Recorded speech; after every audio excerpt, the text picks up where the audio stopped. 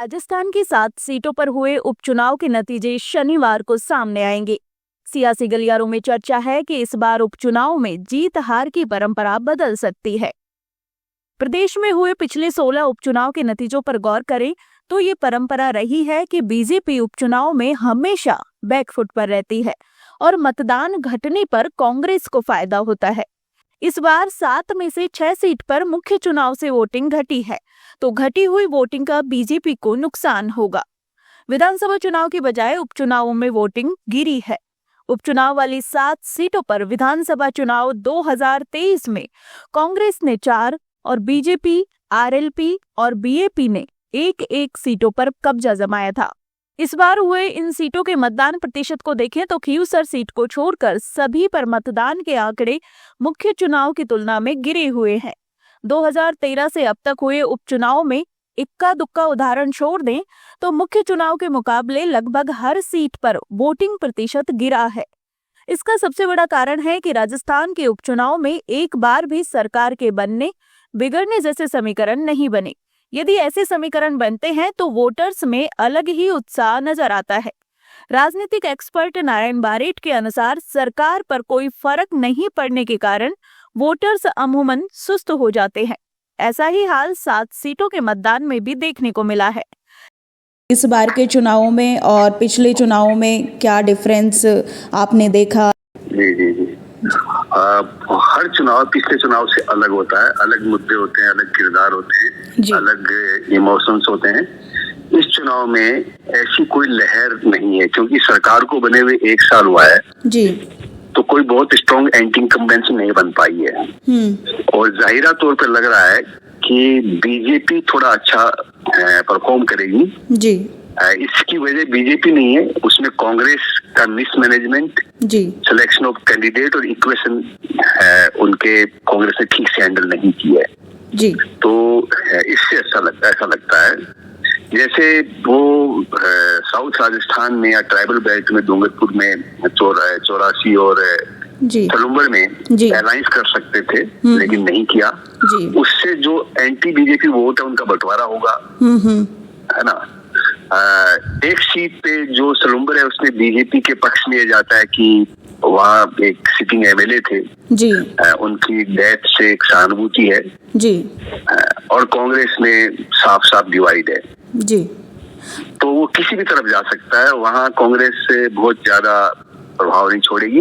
जो कंटेस्ट होगा वो ट्राइबल पार्टी में और ये होगा जी। झुंझुनू में जी बताएं जी सर, 7 सीटों में क्या लग रहा है आपको कि बीजेपी कितनी सीटें कवर कर पाएगी? बीजेपी के खाते में कितनी सीटें होंगी और कांग्रेस या अदर जो पार्टी है किस जो इसमें मैं संख्या तो नहीं कह सकता जी, लेकिन जो बढ़त है वो बीजेपी की रह सकती है।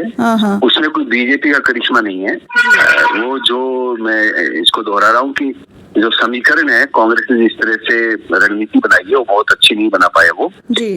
इस नाते उनके पक्ष में जा सकता है बीजेपी के। और जो 2 सीटें हैं उसमें तो ट्राइबल पार्टी और बीजेपी के बीच में ही कंटेस्ट है जी, है ना। तो कांग्रेस वहां बहुत ज्यादा प्रभाव नहीं करेगी। खींवसर में जी, जो वहां भी कांग्रेस ने गठबंधन नहीं किया, जो भी कारण रहे हों, हनुमान बेनीवाल की एरोगेंस भी हो सकती है, वहां भी जो लड़ाई है वो कनिका जो हनुमान की वाइफ है उसमें और बीजेपी में है। कांग्रेस कैंडिडेट वहां प्रभाव नहीं छोड़ पाया है। अमित ओला जीत सकते हैं जी, लेकिन उनके सामने भी चैलेंज है। जितना आसान सीट लग रही थी उतना उनके नहीं है।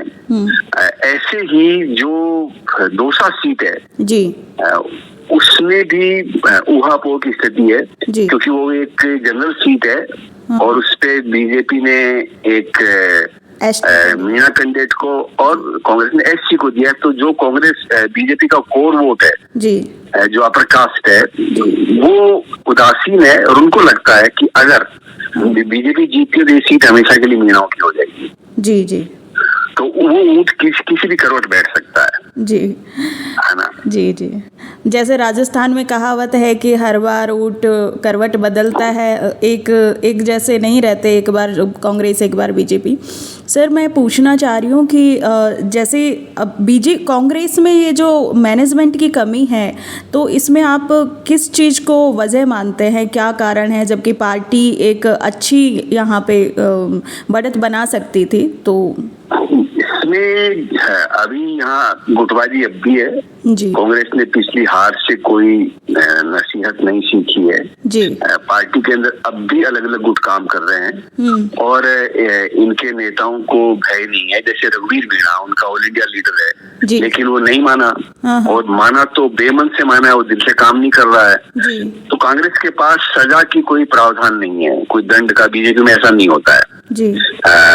तो वो इस तरह से कांग्रेस एक चेहरा सामने लेके नहीं आई, एक में होके नहीं आई, यूनाइटेड होके नहीं आ पाई जी। और उन्होंने हालात के हवाले छोड़ दिया चीजों को जी, है ना। जैसे रामगढ़ है, रामगढ़ कांग्रेस जीत सकती है। अब इस पे डिपेंड करता है कि बीजेपी ध्रुवीकरण कितना करा पाती है जी। पिछली बार वहाँ उनका एक विद्रोही कैंडिडेट था, वो अच्छे वोट ले गया था। इस बार ऐसा नहीं है, तो ध्रुवीकरण का लाभ मिल सकता है या सहानुभूति का लाभ आर्यन जो उनका बेटा है उसको मिल सकता है जी। ऐसी उड़ियारा सीट में जी कांग्रेस ने कोई बहुत अच्छी टक्कर का कैंडिडेट किया और जो वोट बटेंगे वो भी बीजेपी को फायदा मिल सकता है जी, है ना। हालांकि कभी कांग्रेस कभी बीजेपी वहाँ जीतते रहे हैं जी। सर ये जो चुनाव के दौरान एक दो सीट पर इस तरीके की घटनाएं होती हैं, जैसे नरेश मीणा वाली घटना हुई, एक और खींवसर सीट पे भी इसी तरीके की एक घटना हुई, इनसे किसको कितना फायदा होगा? क्या ये राजनीतिक तरीके से करवाई गई घटनाएं होती हैं या फिर ऐसी जो घटनाएं होती हैं उनका जो वोट है, वोट बैंक पे क्या असर पड़ता है? इस पे ये होगा कि कांग्रेस का कैंडिडेट मीणा है जी। हाँ, तो मीणा वोट अगर दो भागों में बढ़ जाते हैं तो बीजेपी की राह आसान हो जाती है जी। है ना। तो ये जो लड़ाई है जी, नरेश मीणा के मुद्दा बनाने से जो मीणा वोट बैंक है उतना कंसोलिडेट नहीं हो पाया, इसका नुकसान इसको हो सकता है। और वैसे तो पूरे देश में जो इस तरह की फिजा बनी हुई है कि जिसमें बाहुबल है वही बड़ा नेता है जी जी जी, है ना। आप तो उसी समय देखिए ना कि अनीता बघेल कहती है कि मैं इस अफसर को मारूंगी जी, कांग्रेस के धीरज गुजर कहते हैं कि मैं जूते से काम करवाता हूँ जी बिल्कुल, और एक कैंडिडेट ये करके दिखा देता है। सर गजेंद्र सिंह खींवसर का भी एसडीएम जो अधिकारी हैं बड़े, उन पे इसी तरीके का बयान आता है, इसी तरह का है। और सेम टाइम मलिंगा को सुप्रीम कोर्ट सरेंडर करने के लिए कहता हुआ एक अधिकारी को पीट चुका है। बिल्कुल बिल्कुल, है ना जी। तो ये पैटर्न बताता है कि बयार किस तरफ बह रही है राजनीति में जी जी। सर जो इस तरीके की घटनाएं होती हैं, जैसे नरेश मीणा एक सरकारी अधिकारी को इस तरीके की बात करते हैं, तो आप जिस पैटर्न की बात कर रहे हैं उसमें कोई कार्रवाई, ठोस कार्रवाई नहीं हो पाती, उसका क्या वजह मानते हैं सर? ये जो मेजोरिटिज्म चल रहा है देश में जी, कि जिसकी संख्या ज्यादा है, ये जो मॉब मेंटलिटी है, ये उसका परिणाम है। हर चीज में एक्सट्रीमिज्म हम चरम पे ले जाना चाहते हैं जी। अब कोई छोटी चीज नहीं होती, सब बड़ी होती है। Big rally, big breaking, mega show, mega sale, हर चीज ग्रांड, है ना। कोई छोटी चीज नहीं होती है जी। तो लोग एक्सट्रीम को ले जाना चाहते हैं हर चीज को। वो इस समय मूल मंत्र बन चुका है समाज के हर हिस्से में कि आप एक्सट्रीम को कितना ले जा सकते हो, लोग उसको लाइक करते हैं। लोगों का मिजाज है वो इस तरह का बनाया गया है कि आप जो उत्तेजना, आक्रोश, आक्रामकता है वो एक लोगों में भरी हुई है, तो लोग उसी को नेता मानते हैं। और ये end of the day democracy के लिए बहुत ही घातक है, क्योंकि जब चुने हुए नुमाइंदे बाहुबल की बात करते हैं तो हमारी संसद विधानसभा उनकी हैसियत रखती है जी जी बिल्कुल। सर आपने ग्राउंड पे ये सारे चुनावों को देखा है, कवर किया है, तो मैं जानना चाहूँगी कि इस बार का वोटिंग प्रतिशत कितना रहा होगा? पिछले मुकाबले कम है या ज़्यादा? कम है। और उसकी वजह क्या है सर? थोड़ी उदासीनता हो सकती है कि मतदाता बहुत ज्यादा, हालांकि मैंने देखो चेक नहीं किया, लेकिन मैंने ये सुना था कि कम मतदान हुआ है जी। और कम मतदान के बारे में आम मान्यता है कि कांग्रेस को फायदा मिलता है, लेकिन इस बार शायद न हुआ है। जी जी, तो आपका बहुत बहुत धन्यवाद सर। केवल एक सीट खींवसर को छोड़ दें तो बाकी 6 सीटों पर मतदान प्रतिशत मुख्य चुनाव की तुलना में कम ही हुआ है। राजनीतिक एक्सपर्ट नारायण बारिट के मुताबिक मुख्य चुनाव के मुकाबले 7 में से 6 सीटों पर कम वोटिंग हुई है।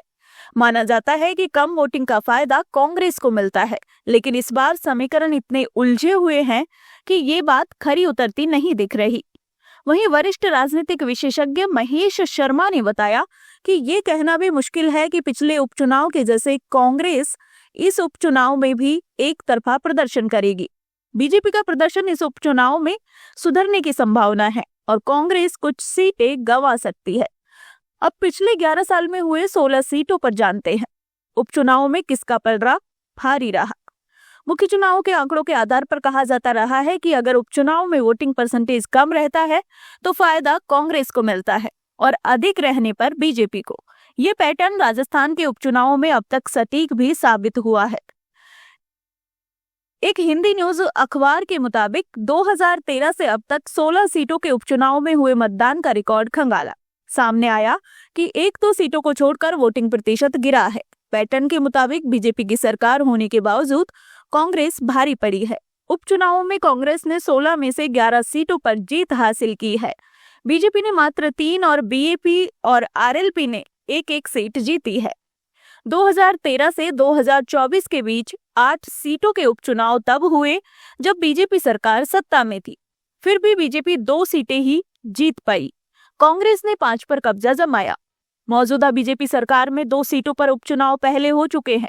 श्रीकरणपुर सीट पर कांग्रेस प्रत्याशी और तत्कालीन विधायक गुरमीत सिंह कुन्नर के निधन के कारण चुनाव स्थगित करना पड़ा था। यहां उपचुनाव हुआ तो कांग्रेस ने जीत दर्ज की थी। इसके अलावा बागेतौरा सीट पर भी बीजेपी को हार मिली। यहां कांग्रेस ने सीट गंवाई और बीएपी को जीत हासिल हुई। इन 8 सीटों के चुनाव में केवल 2 बार अपवाद देखने को मिला। सूरजगढ़ सीट पर 2014 के उपचुनाव में मुख्य चुनाव से अधिक मतदान हुआ, जो कांग्रेस के खाते में गई।